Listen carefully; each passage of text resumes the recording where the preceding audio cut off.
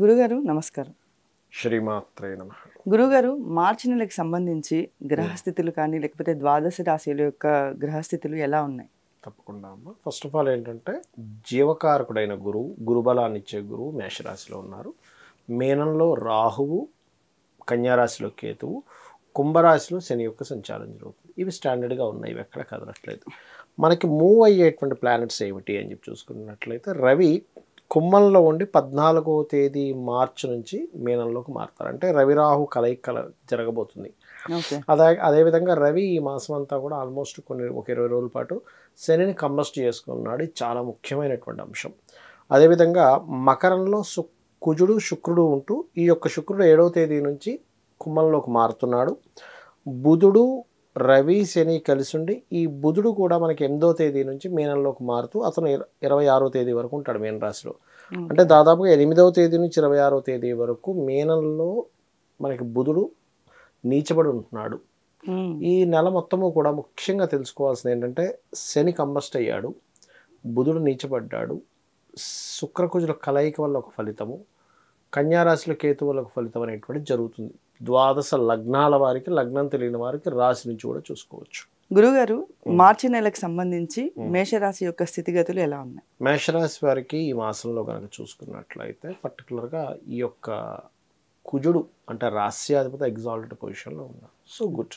అంటే వీళ్ళు అనుకున్న ప్రమోషన్స్ కావచ్చు, వీళ్ళు అనుకున్న ఒక సిస్టమ్ అంటే ఒక దగ్గరికి నేను ఒక స్టేజ్కి వెళ్ళాలనుకునేటువంటిది కావచ్చు, వీళ్ళకి నెరవేరుతుంది, అందులో ఎటువంటి సందేహం లేదు.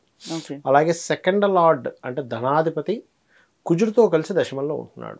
సో ఇది ఇచ్చే రిజల్ట్ ఏమిటి అంటే ఖచ్చితంగా వీరికి ఏదైతే ఒక పొజిషన్లోకి వెళ్ళి ధనం కూడా సంపాదించాలో అనుకుంటారో ఆ ప్రోగ్రెస్ అనేది పెరుగుతుంది, అందులో ఎటువంటి డౌట్ లేదు. ఎందుకు అంటే ఇక్కడ గురువు కూడా రాశిలో ఉన్నందుకు. కాకపోతే ఒక్క విషయం మాత్రం ఖచ్చితంగా చేయాలి. ఏమిటది? గణపతి ఆరాధన ఎంత చేస్తూ ఉంటే వీళ్ళ పొజిషన్ అంత బాగుంటుంది. అదేవిధంగా వివాహం కోసం చేసే ప్రయత్నం కూడా ఫలిస్తుంది ఈ మాసంలో. అయితే మేషరాశికి సంబంధించి విద్యార్థులకు ఎలా ఉంటుంది? విద్యార్థులు కనుక చూసుకుంటే గురుబలం ఉంది విద్యార్థులకి. అంటే విద్యార్థులు ప్రోగ్రెస్ అనేటువంటిది బాగుంది. అంటే విద్యా సంబంధించిన విషయంలో మంచి ప్రోగ్రెస్ అయితే ఉంది. అదేవిధంగా విద్యార్థులకే కాకుండా ప్రాపర్టీ కొనుగోలు చేద్దాం అనుకునేటువంటి వారికి కూడా చాలా బాగుంది మేషరాశి వారికి. అండ్ మరొక విషయం ఏంటంటే ప్రాపర్టీ కొనుగోలు, ఏదైనా భూమి, వాహనము ఈ కొనుగోలు చేయడానికి చాలా బాగుంది. అయితే వీళ్ళకి సంబంధించి వివాహానికి సంబంధించింది ఎలా ఉంది? ఇందాక నేను చెప్పాను కదా, మన రాశి సప్తమాధిపతులు కలిసి ఉన్నారు, కాకపోతే కేతువు దృష్టి ఉందని కొన్ని ఆటంకాలు జరుగుతాయి. కానీ గణపతి ఆరాధన ఎవరైతే చేస్తారో, గణపతి క్షేత్రాలకు ఎవరైతే వెళ్తారో, ఓం గం గణాధిపతయే నమః అని ఎవరైతే అనుకుంటారో ఖచ్చితంగా వారికి వివాహ ప్రయత్నాలు సక్సెస్ అవుతాయి. గురుగారు మేషరాశికి సంబంధించి ఆరోగ్యపరంగా ఎలా ఉంటుంది? ఆరోగ్యపరంగా అంటాము ఒకటే గుర్తుపెట్టుకోండి, ఆరోగ్యపరమైనటువంటి విషయాల్లో 6వ స్థానంలో కేతు ఉన్నాడు కాబట్టి వీళ్ళకి ఎలా ఉంటుందంటే కనబడనివి కొంచెం చోటు చెకప్ చేయించుకునే అర్థం కాదు, అలా ఉంటుంటుంది. అలాంటప్పుడు కొంచెం రాహుకేతు ఆరాధన చేస్తుంటే అది క్లియర్ అవుతుంది. పెద్దగా భయపడాల్సిన అవసరం ఏం లేదు. ఎందుకంటే లగ్నంలో గురువు ఎటువంటి దోషాలు ఉన్నా సరే తొలగిస్తాడు కాబట్టి భయపడాల్సిన అవసరం ఏమీ లేదు.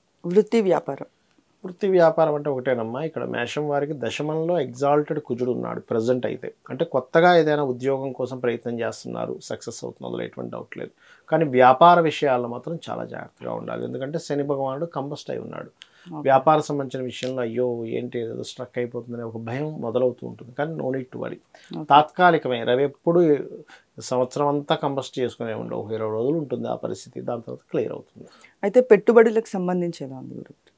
పెట్టుబడులకు సంబంధించమ్మా ఒకటి 12వ స్థానంలో రాహు, 12వ అధిపతి రాశిలో ఉన్నాడు కాబట్టి ఏమిటి ఇప్పుడు చేసే ఇన్వెస్ట్మెంట్స్కి ఇబ్బంది ఏం లేదు. చిన్న చిన్న స్ట్రెస్ ఉంటుంది రాహు ఉన్నందుకు 12లో. బట్ ఫైనల్గా చూసుకుంటే నో నీడ్ టు వరీ. కొంచెం ప్లానెడ్గా చేసుకుని కానీ పెట్టుబడులు పెట్టుకున్నట్లయితే బాగుంటుంది. మేషరాశి వారు తీసుకోవాల్సిన రెమెడీస్ ఏమైనా ఉన్నాయి గురుగారు? ఒకటేనమ్మా, మేషరాశి వారు ఎప్పుడైనా సరే గుర్తుపెట్టుకోండి, సూర్య ఆరాధన ది బెస్ట్ రెమెడీ. ఇంకా అందులో తిరుగులేదు. ఎంత సూర్య నమస్కారాలు చేసుకుంటుంటే అంత బాగుంటుంది. కాకపోతే ఈ మాసంలో మీరు అనుకున్నటువంటి ఫుల్ఫిల్ అవ్వాలంటే ఎక్కువగా సూర్య నమస్కారాలు చేసుకోండి, ఖచ్చితంగా ఫుల్ఫిల్ అవుతుంది. అయితే గురుగారు చాలా మందికి లగ్నం తెలియదు, రాశి తెలియదు, నక్షత్రం కూడా తెలియదు. అయితే మరి అలాంటి వాళ్ళు ఎలాంటి జాగ్రత్తలు తీసుకోవాలి? ఇప్పుడున్న కండిషన్లో శని భగవానుడు కంబస్ట్ అవుతున్నాడు కాబట్టి ఒకటే చెప్తాను, మీరు ఏదైనా ఒక పని సక్సెస్ అవ్వాలనుకుంటున్నారు, రాశి నక్షత్రం లగ్నం ఏమీ తెలియదు, సింపుల్ సూర్యభగవాను చేసుకోండి. బిజినెస్ పరంగా జాగ్రత్త తీసుకోవాలి ఎవరైనా కానీ. పర్టికులర్గా ఈ సంవత్సరం 3 నెలలు కూడా మనకి కేతు కన్యా రాశిలోనే ఉంటాడు. అంటే యూనివర్సల్గా అందరూ కూడా ఎవరికైనా అప్పులు ఇవ్వడం, అప్పు తీసుకోవడం, మనీ ట్రాన్సాక్షన్స్ విషయంలో కొంత జాగ్రత్తగా ఉండాలి. కమ్యూనికేట్ చేసేటప్పుడు కొంత జాగ్రత్త వహిస్తూ ఉండాలి ఈ సమయంలో పర్టికులర్గా. ఓకే, అది బాగా గుర్తుపెట్టుకోండి. అండ్ అదేవిధంగా మరొకటి ఏంటంటే వివాహ సంబంధించినటువంటి ప్రయత్నాలు చేసే వాళ్ళు కూడా కొంత జాగ్రత్త వహించాలి ఈ నెలలో పర్టికులర్గా. అయితే ఇప్పుడు ఏమీ తెలియనప్పుడు రెమెడీస్ కూడా ఎట్లా చేసుకోవాలని అడుగుతూ ఉంటాను.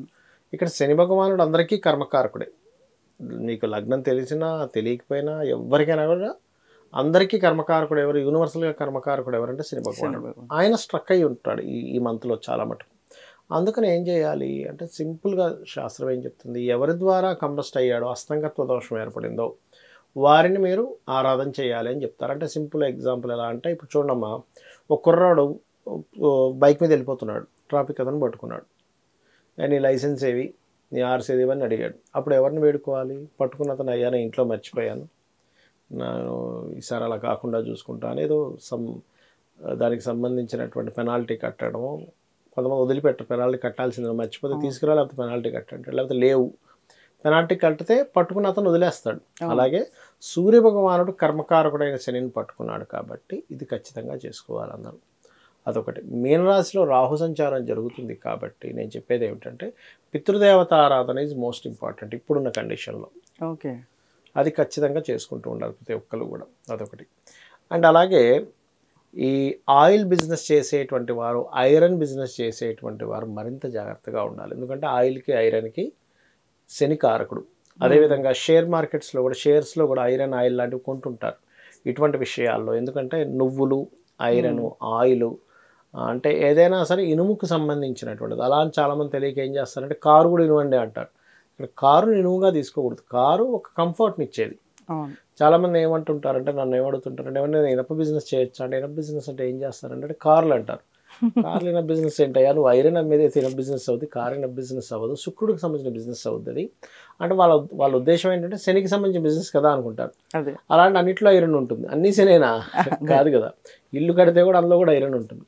కానీ అది శుక్రుడి కిందకి తీసుకోవాలి మనం చెప్తూ ఉంటాం. అయితే ఇక్కడ ఏంటంటే ఇనుము, నూనె, జాబ్ కన్సల్టెన్సీస్ సంబంధించిన బిజినెస్లు నడిపేటువంటి వారు ఈ మాసంలో ఒక 20 రోజుల పాటు ఖచ్చితంగా కొన్ని నియమాలు పాటించాలి. అందులో ముఖ్యంగా సూర్య ఉపాసన కనుక చేసుకుంటే అన్ని విధాలా బాగుంటుంది. దీంతోపాటు గోశాలకు వెళ్ళి గోవులకి గోధుమ రవ్వ ఉంటుంది, గోధుమ రవ్వ తినిపిస్తూ ఉండాలి. అయితే ఇక్కడ ఎంత ఏంటంటే మనం ఈ గోచార ఫలితాలు ఎంత చెప్పుకుంటున్నా మీ పర్సనల్ చార్ట్ అనేది ఒకటి ఉంటుంది, గుర్తుపెట్టుకోండి. మీ పర్సనల్ చార్ట్లో ధనాధిపతి మహాదశ అద్భుతంగా ఉంది, మీకు ఈ గోచార ఫలితాలు 5 to 10% అది ఇంకా ఆ యోగం ఇచ్చేస్తుంది. ఇప్పుడు ఎందుకంటే మనం చూడండి, 10 షాపులు ఉంటాయి, అన్ని షాపులు బాగానే ఉంటాయి, కానీ ఒక షాప్ అద్భుతంగా నడుస్తూ ఉంటుంది. ఏమిటి ఈ మెటీరియల్ ఈ షాప్లో ఉన్న మెటీరియల్ ఈ షాప్లో లేదా, బట్టలు ఉన్నాయి, అంతకంటే ఇంకా అద్భుతమైనవి ఉంటాయి, వాడికి నడదు.